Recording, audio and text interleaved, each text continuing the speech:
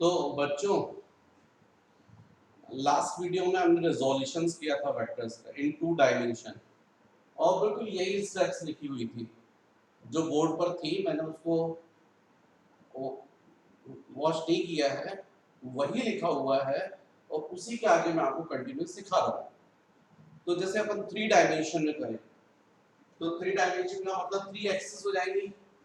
तो मान लीजिए सपोज ये इस तरीके से एक्सिस है, राइट? ये एक्स एक्सिस, ये वाई एक्सिस और ये सपोज जेड एक्सिस। अब इसमें कोई वेक्टर है ए एक्स बार, स्वाभाविक है ए एक्स बार लिखा हूं मतलब अलोंग एक्स एक्सिस। इस डायरेक्शन में वेक्टर ए वाई बार और जेड एक्सिस के डायरेक्शन में वेक्टर ए बार। और इन तीनों का जो रिजल्टेंट है वो है वेक्टर ए बार। तो इन तीनों का वेक्टर सब मतलब आप ये लिखोगे A X bar plus A Y bar plus A Z bar is equal to A bar. तो what is A bar? This is called resultant of these three vectors ax bar, ay bar and az bar. यदि हम इसी को opposite लिख दें तो ये ऐसा हो जाएगा a bar is equal to ax bar plus ay bar plus az bar। लेकिन अब तो बोलने में फर्क आ गया। पहले 3 वेक्टर्स कंबाइंड होकर रिजल्टेंट वेक्टर फॉर्म कर रहे थे और अब वेक्टर ए बार है, इसी को आपने रिजॉल्व कर लिया है इसके 3 कंपोनेंट्स में, 3 पार्ट्स में रिजॉल्व कर लिया। एक कंपोनेंट हो गया अलोंग एक्स एक्सिस, एक कंपोनेंट हो गया अलोंग वाई एक्सिस और एक कंपोनेंट हो गया अलोंग जेड एक्सिस। तो जैसे 2 डायमेंशन में किया था बिल्कुल वैसे ही यहाँ पर वेक्टर ए बार को हम लोग रिजॉल्व कर सकते हैं। तो A bar is equal to A X bar को हम लोग लिख सकते हैं ए एक्स आई, ए वाई बार को हम लोग लिख सकते हैं ए वाई जे और ए जेड को हम लोग लिख सकते हैं ए जेड के। यहाँ पर ए एक्स जो है वो इस वेक्टर का मैग्नीट्यूड मतलब लेंथ है, ए वाई बार इस वेक्टर की लेंथ है ए वाई बार ए वाई, और ए जेड क्या है? तो डेफिनेटली ए जेड ये जो थर्ड वेक्टर है उसकी लेंथ है। यहाँ बार लगा मतलब वेक्टर, विदाउट बार मतलब इस वेक्टर का मैग्नीट्यूड। तो जैसे हमने 2 डायमेंशन में किया है बिल्कुल एग्जैक्टली ऐसे ही वेक्टर ए को हम लोग लिख सकते हैं ए x I plus A Y J plus A Z के। फिर जैसा मैग्नीट्यूड फाइंड किया था बिल्कुल वैसे ही इसका मॉडुलस हो जाएगा root over A X square plus A Y square plus A Z square. इसी वेक्टर के डायरेक्शन में यूनिट वेक्टर ए कैप, तो क्या होगा A cap is equal to A bar upon mod A. Types of vectors में सिखाया था मैंने कि किसी भी वेक्टर को उसी के मैग्नीट्यूड से डिवाइड कर दो तो गिवन वेक्टर के डायरेक्शन में क्या मिल जाता है उसका यूनिट वेक्टर।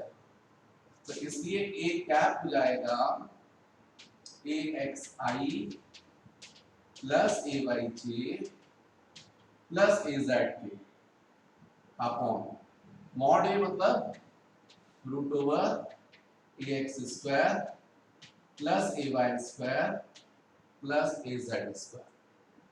तो ये आपको यूनिट वेक्टर मिल जाएगा जैसे यहाँ किया तो बिल्कुल सेम वैसा ही। अब यहाँ पर एक बात होती है कि जब हम 3 डायमेंशन में बोलते हैं तो मान लीजिए इस रिजल्टेंट वेक्टर का एक्स एक्सिस के साथ में एंगल अल्फा, वाई एक्सिस के डायरेक्शन में बीटा और जेड एक्सिस से एंगल गामा। वेक्टर ए है, उसका एक्स एक्सिस के साथ में जो एंगल बन रहा है सपोज अपन अल्फा से डिनोट करें, वाई एक्सिस से जो एंगल बन रहा है बीटा से डिनोट करें और जेड एक्सिस से जो एंगल बन रहा है वो गामा डिनोट करें, गामा से। मतलब जैसे आपके घर में ही या क्लास में बात कर लें कॉर्नर पर 3 एक्सिस हैं, x एक्सिस, y एक्सिस और z एक्सिस।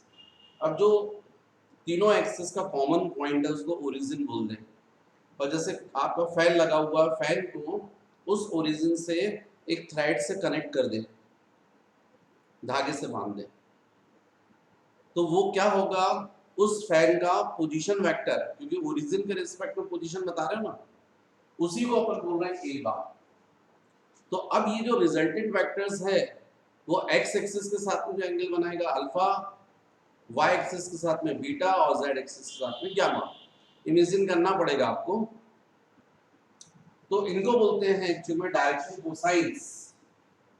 तो जैसा मैंने आपको सिखाया था पहले कि कभी भी किसी वेक्टर को, ये वेक्टर है, इसमें भी रिजॉल्व करोगे, इसमें ये वाला कंपोनेंट है ax और ये एंगल अल्फा है, तो इस वेक्टर का मैग्नीट्यूड यदि a है और ये कंपोनेंट का मैग्नीट्यूड ax है, तो हमको मालूम है हम a को लिख सकते हैं a cos अल्फा, क्योंकि कभी भी हम लोग रिजल्टेंट को रिजॉल्व करें तो रिजॉल्व कर सकते हैं उसके कंपोनेंट्स में, तो वो कंपोनेंट जो एंगल बनाता है वो हमेशा होता है रिजल्टेंट इनटू cos, इसलिए a cos, और इसी को हम लोग क्या बोल रहे हैं ax, इसका मतलब ax is equal to a cos alpha.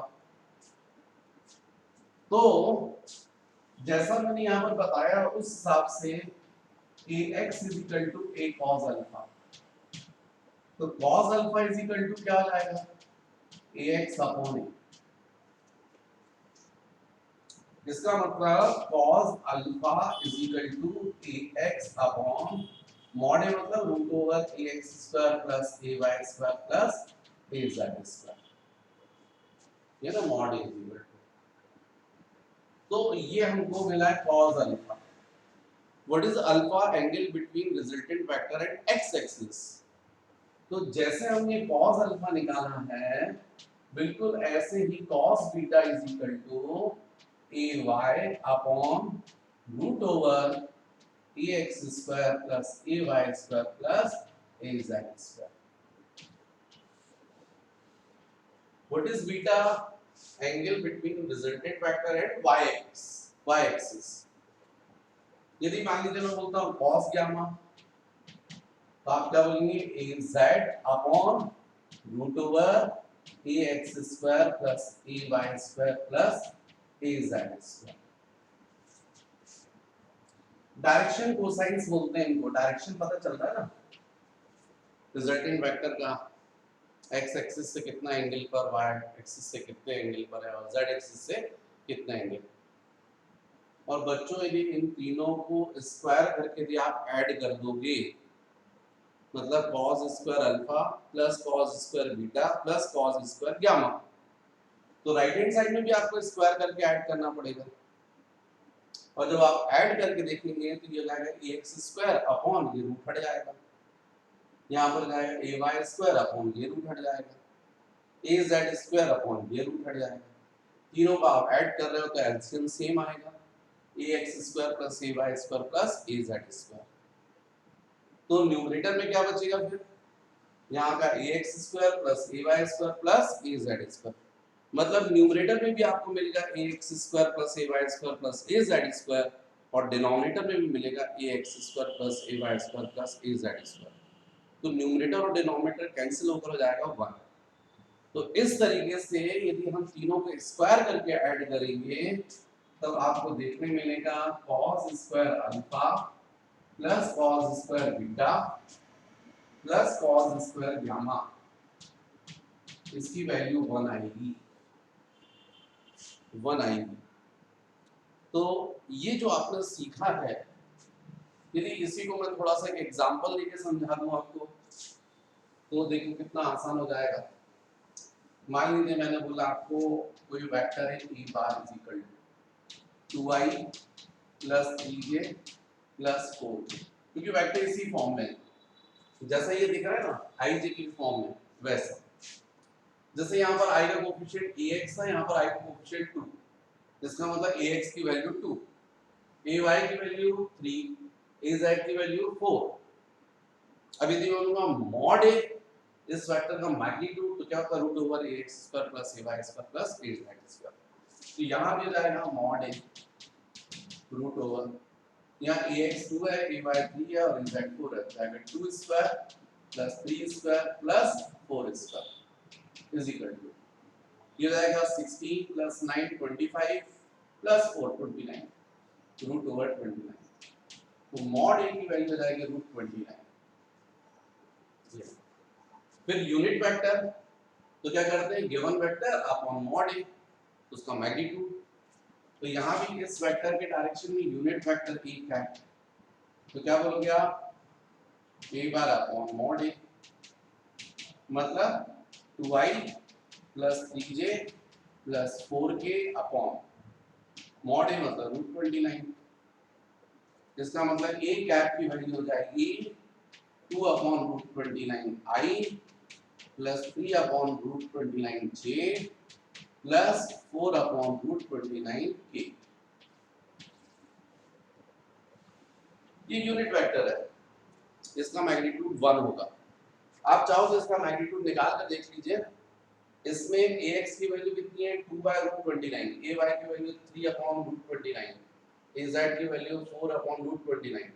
तो मॉड a क्या करोगे, root over ax square plus ay square plus az square, उसको करके देखोगे तो उसकी वैल्यू 1 आएगी। अब यदि मैंने डायरेक्शन कोसाइंस पूछा आपसे तो आपके लिए सिंपल है, cos alpha is equal to ax upon, यहाँ पर क्या करोगे cos alpha is equal to ax upon root, तो ax कितना है 2 और मॉड a कितना है रूट 29, तो अल्फा कितना हो जाएगा cos inverse 2 by root 29, beta is equal to क्या जाएगा cos इनवर्स 3 बाय रूट 29 और gamma is equal to cos inverse az 4 upon root 29। तो इस तरीके से आप वेक्टर a का एंगल फाइंड कर सकते हो, किससे, x एक्सिस से, y एक्सिस से और z एक्सिस से। तो इस तरीके से बच्चों अपन वेक्टर्स को रिजॉल्व कर सकते हैं 3 डायमेंशन। अब हमको नेक्स्ट जो स्टडी करना है वो करना है मल्टीप्लिकेशन ऑफ वेक्टर्स, तो वो देखते हैं बच्चों अपन नेक्स्ट वीडियो में।